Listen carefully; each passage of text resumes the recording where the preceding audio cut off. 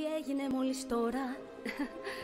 Έχω καταλάβει καλά το ψεγάδι μου αυτό που δεν θέλω να είναι το κλειδί για να γνωρίσω το μάγο. Αν κάνω καλό θα το κάνω.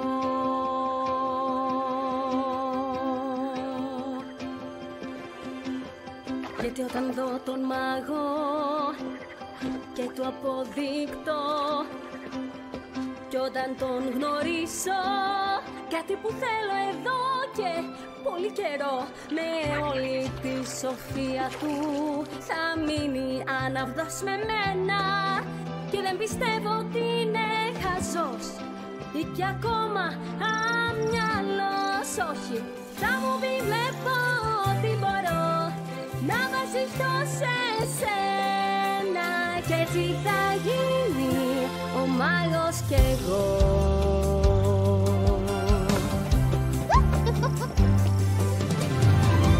Όταν θα είμαι μαζί του όλα θα αλλάξουν, γιατί όταν είσαι μαζί του όλοι σε θαυμάζουν. Ο πατέρας θα είναι περήφανος, οι αδελφοί χαρούμενοι, και όλο δος να μάθει πως ο μάγος σε θαυμάζει. Και το δώρο κατάρα που έχω εγώ μπορεί να με βοηθήσει να γίνω η εκλεπτή με τον μάγο μαζί.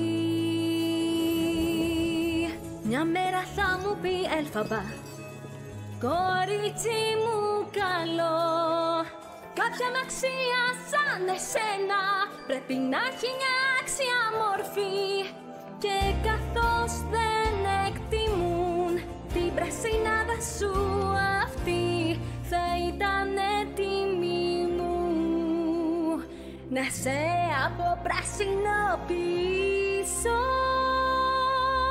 Και φυσικά δεν με νοιάζει πολύ, ναι γιατί όχι, θα πω, θα είμαστε μαζί, ο μάγος κι εγώ.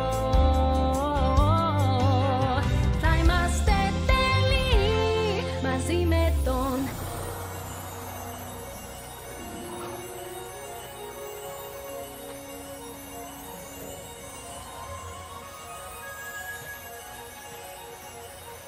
ανίκητο. Το μέλλον μου ανίκητο. Μόλις είδα κάτι σαν προφητεία.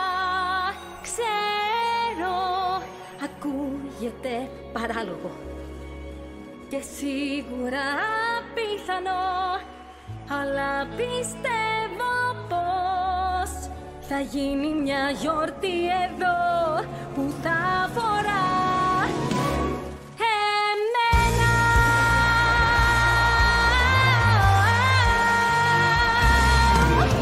Και θα σταθώ μαζί με τον μάγο, με απερίγραπτη χαρά.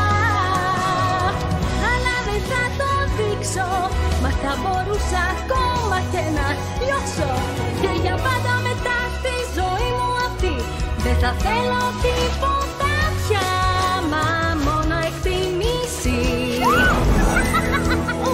Και όλοι θα φωνάζουνε για του ως την εκλεπτή.